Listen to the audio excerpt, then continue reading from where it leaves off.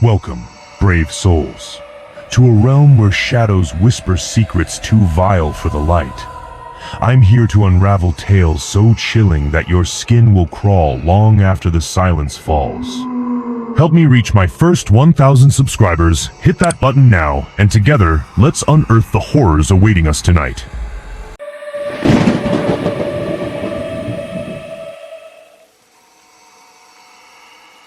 I'm Maya, and tonight I'm babysitting my cousin Lily in my family's old Victorian apartment. It's past midnight, and the storm outside is making the whole place creak like it's alive. I try to stay calm, but the sounds from the fire escape are getting stranger by the minute. Lily is fast asleep, but I can't shake this uneasy feeling.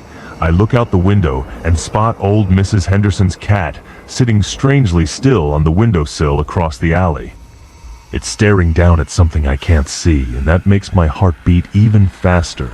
What's out there that's scaring the cat so much? I need to find out, but part of me wishes I could just ignore it and go back to bed. I double-checked that all the windows and doors were locked, my heart pounding with every creak of the old building. The storm outside was still raging, and rain was pounding against the large windows of our living room. I couldn't shake the feeling that something was wrong, so I took a deep breath and looked out at the dark street and the dark alley.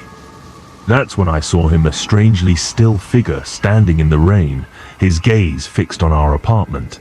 My breath caught in my throat as a flash of lightning illuminated the scene, but then he was gone. I tried to convince myself that it was just my imagination, stirred by the storm and the creepy noises. But then Lily stirred, rubbing the sleep from her eyes. "Maya, I saw that silent man again," she whispered, her voice small and frightened. "He's been watching our window for days." My blood ran cold. How could she have seen him before? I was sure it was just a hallucination, but when I turned back to the door, I froze. The doorknob was turning slowly, even though I knew I'd locked it. Fear gripped me as I realized this wasn't just my imagination, it was real, and someone was trying to break in. My hands shook as I dialed Aunt Elaine's number, the storm raging outside mirroring the chaos inside me. She was working a late shift at the hospital and couldn't leave because of a crisis in the emergency room, but she promised to call Theo, my brother who lived downstairs. I was standing in the narrow hallway outside our apartment, my eyes glued to the old wooden staircase. Each creak made my heart race. But then I heard footsteps steady and approaching. I was relieved when Theo and his roommate Jackson appeared at the top of the stairs. They had seen a suspicious person enter the building and came to check on us. By the time they reached me, the entire building had gone dark. The power had gone out, and the only light came from our phone flashlights, casting eerie shadows in the pitch-black hallway. But with Theo and Jackson here, I felt a little safer, even if the fear of the unknown still lingered in the air. Theo and Jackson went down the narrow stairs to investigate the strange noises coming from the second floor. I stayed behind, my heart pounding as I heard their footsteps echoing in the darkness. There, in the third-floor hallway, they cornered a disheveled man who was frantically trying different keys on apartment doors. When they confronted him, he became agitated, insisting that he had to retrieve the stolen box. The tension rose as he pulled out a knife, and I felt a chill run down my spine.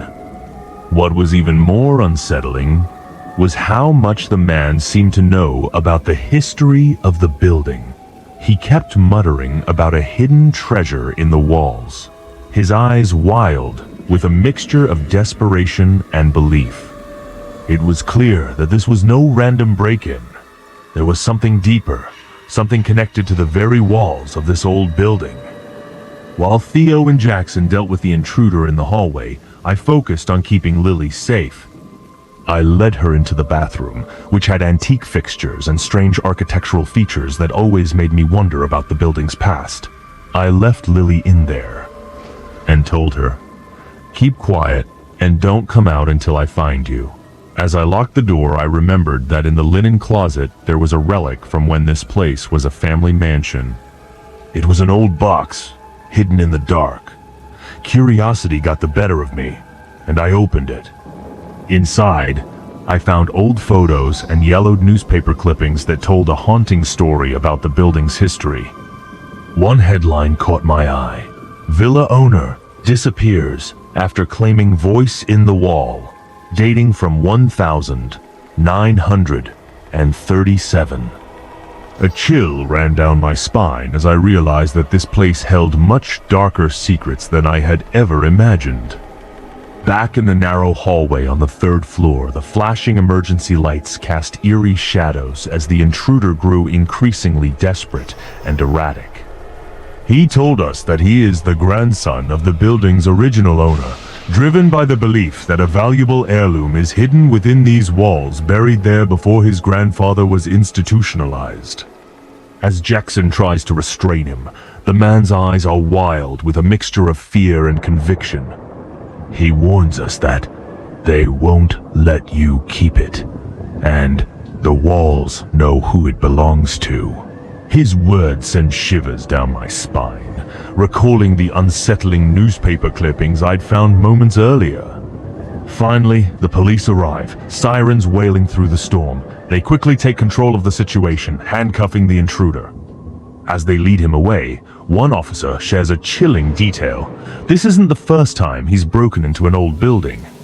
He systematically targeted properties related to his grandfather's former real estate empire, seeking what he believed was rightfully his. Morning sunlight poured into our apartment, casting a warm glow over the old Victorian mansion and revealing its age and hidden nature. After the police had taken the intruder away last night, I finally felt safe enough to breathe again. Lily was still sleeping, exhausted from the ordeal, and I was grateful that she was okay. I showed Theo and Jackson the old metal box I'd found last night.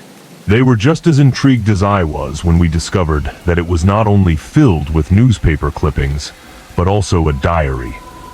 The diary detailed hidden passages throughout the building and included a map pointing to a more important hidden treasure.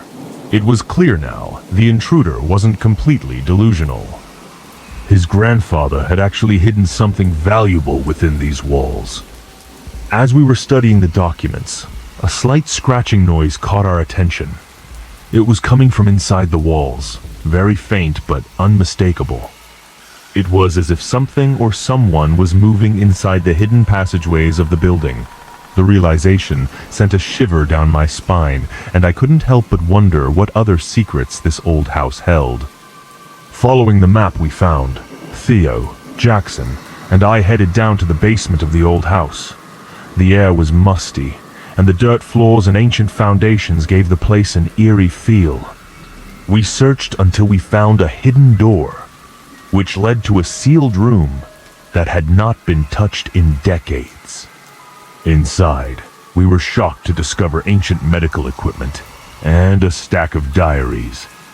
As we turned the pages, it became clear that the original owner of the building had conducted illegal psychological experiments on the residents. He had manipulated architectural features to induce paranoia and hallucinations, meticulously recording their reactions. The most chilling discovery was a modern notebook, suggesting that someone had recently discovered the records and had continued the observations. My heart sank as I saw the detailed notes of our daily routines, mine and Lily's. I realized this all too clearly. We were being watched, our lives being studied, all because of the dark secrets buried within these walls. But it was also fortunate that the guy had been caught, and we were still the lucky ones to have escaped the bastard's trap.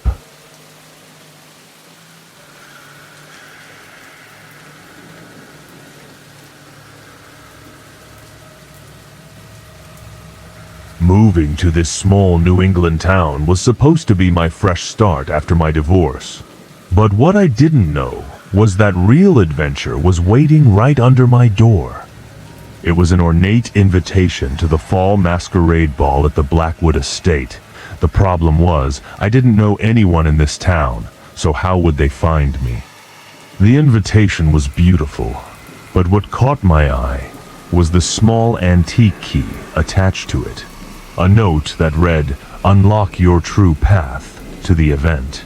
Curious and a little lonely, I decided to go there.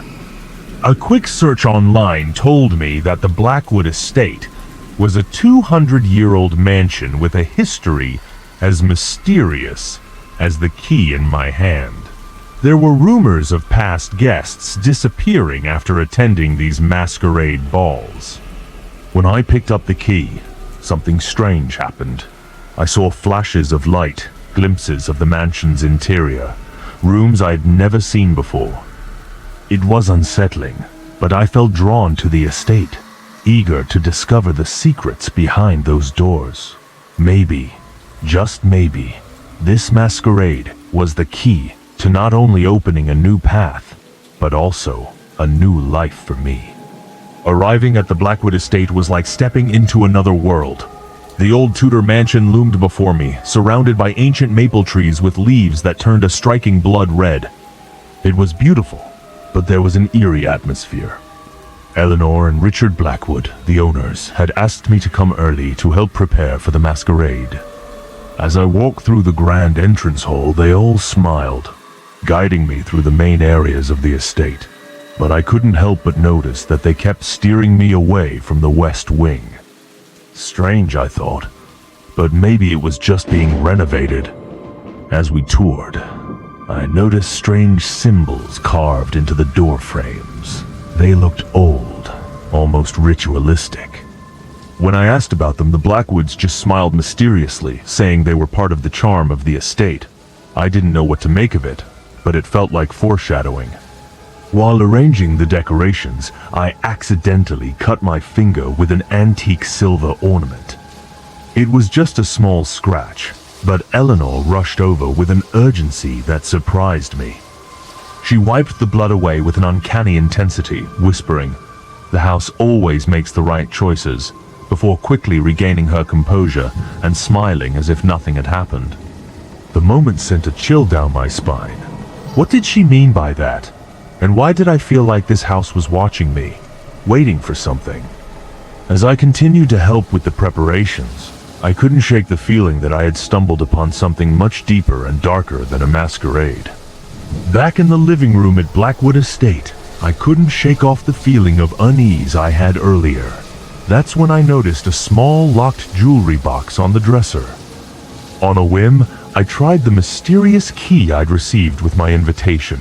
To my surprise, it fit, and inside was a beautiful mask, crafted as if it had been made for me. As the masquerade began, the grand ballroom transformed into a colorful and mysterious spectacle. Guests arrived in the most elaborate costumes I'd ever seen. As I put on the mask, I felt energized, my senses sharpened, and a confidence I didn't know I had filled me. It was exhilarating. That's when I met Marcus. He was charming, with a charming smile and a twinkle in his eye that made him stand out. Yet there was something about him that felt both strange and familiar.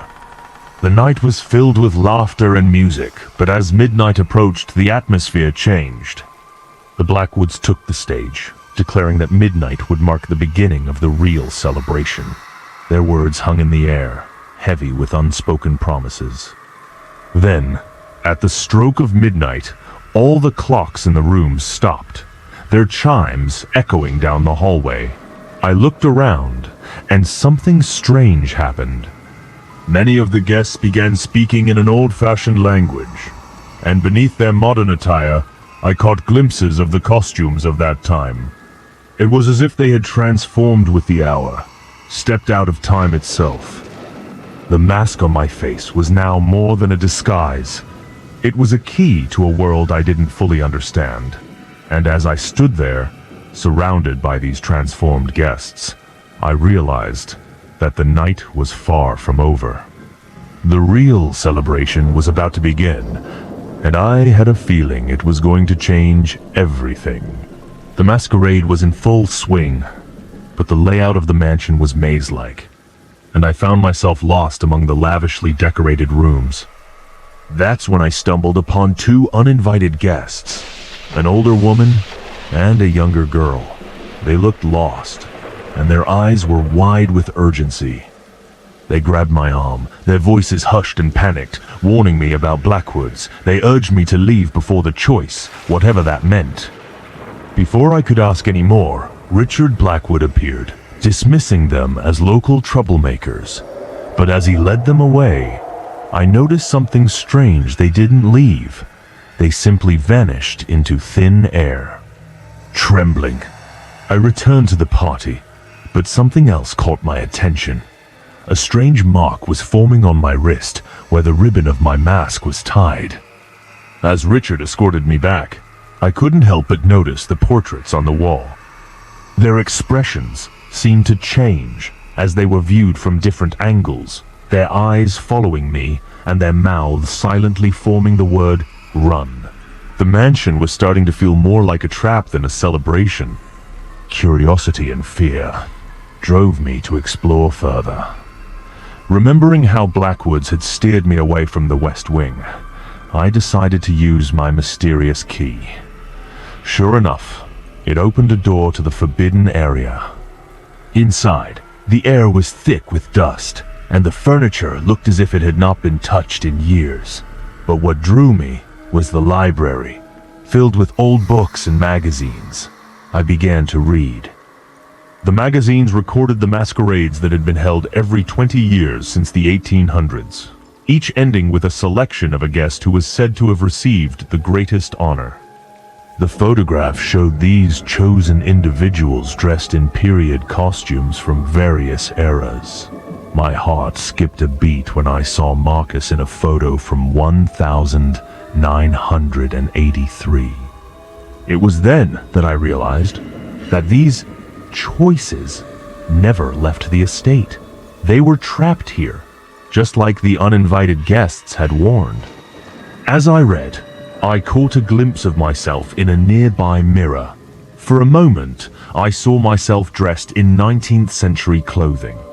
The marks on my wrist spread into an intricate pattern, matching the symbols I'd seen carved throughout the house. When I touched Marcus's photo, vivid memories flooded my mind, his final moments at the masquerade, his fear, and then nothing. The realization was terrifying. This key, this mask, this masquerade, they were all part of something much darker than I could have imagined. The grand ballroom had transformed into a nearly unrecognizable place during the midnight ceremony. Now, the guests were arranged in a tight ceremonial circle, their faces tense with anticipation. Eleanor's voice rang through the air, calling everyone together for the evening's highlight, the selection. Panic surged through me as I tried to find a way out, but every door I checked was locked. There was no way out. Eleanor began explaining the ancient tradition of selecting a guest to join the Blackwood estate.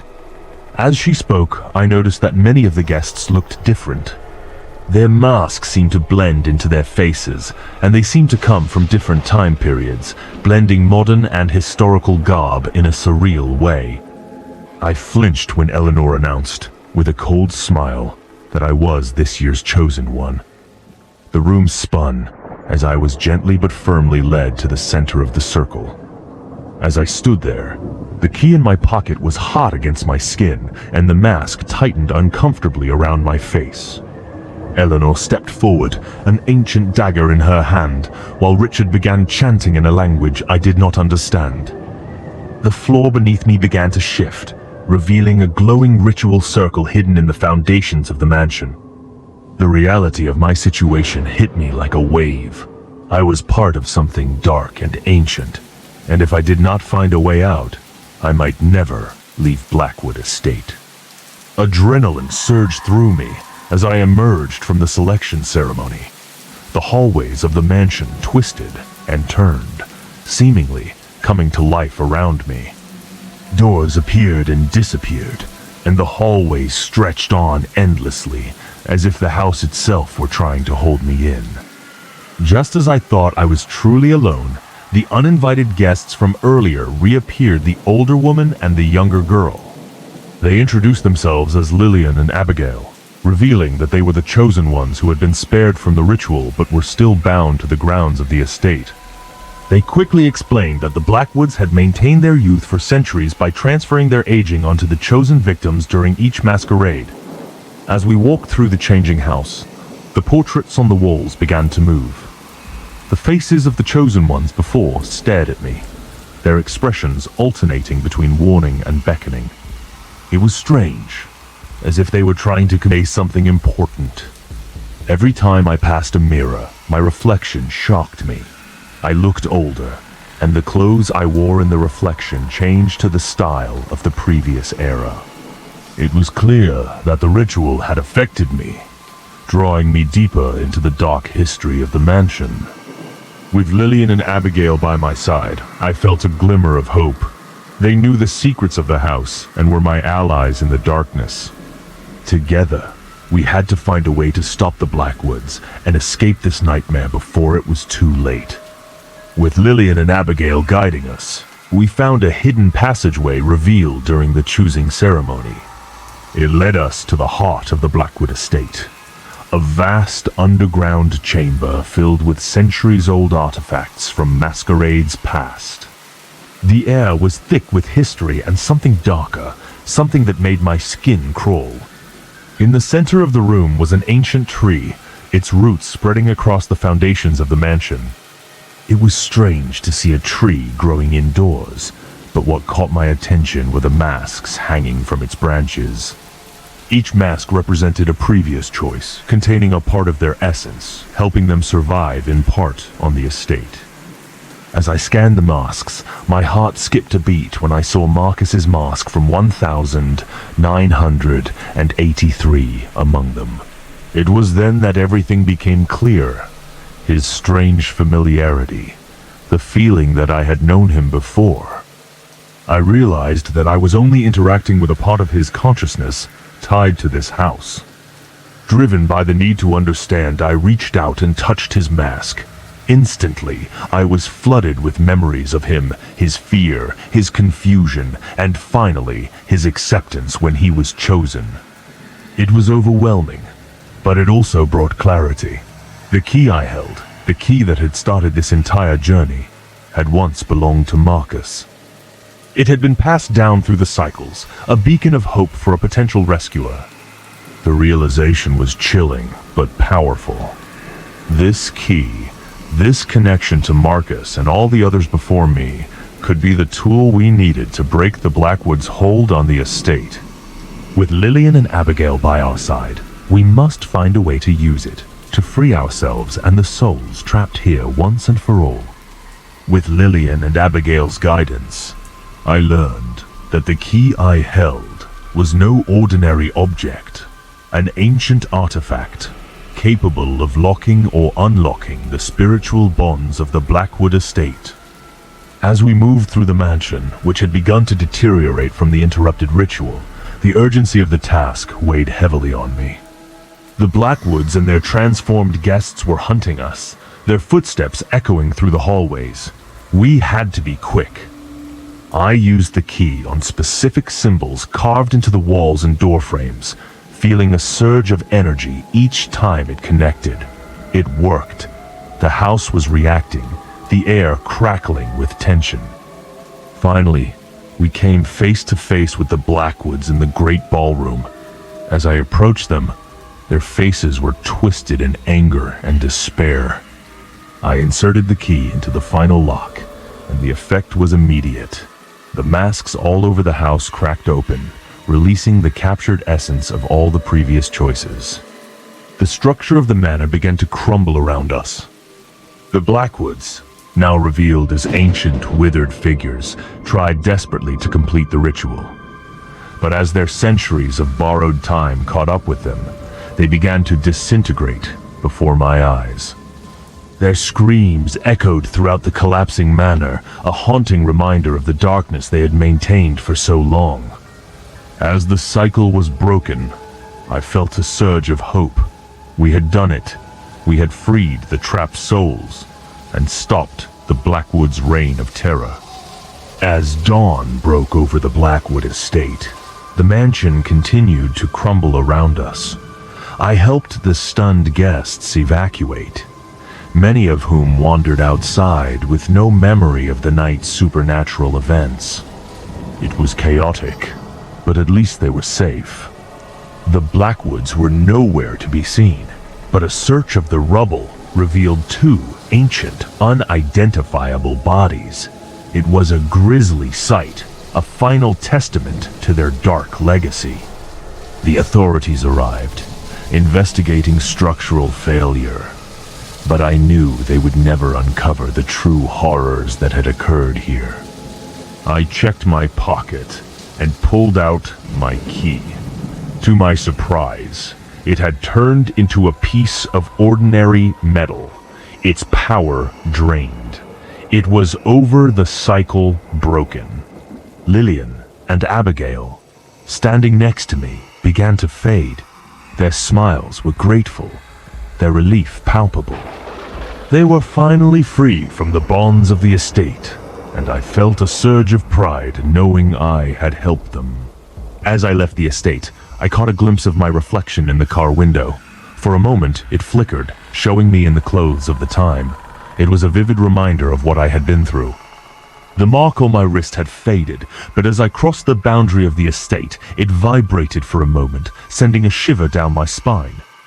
I realized then that although I had broken the cycle, I had not yet completely broken free of the mansion's influence. Perhaps somewhere, another key had found its way to a new invitation, waiting to begin the cycle anew. But for now, I was free, and that was enough.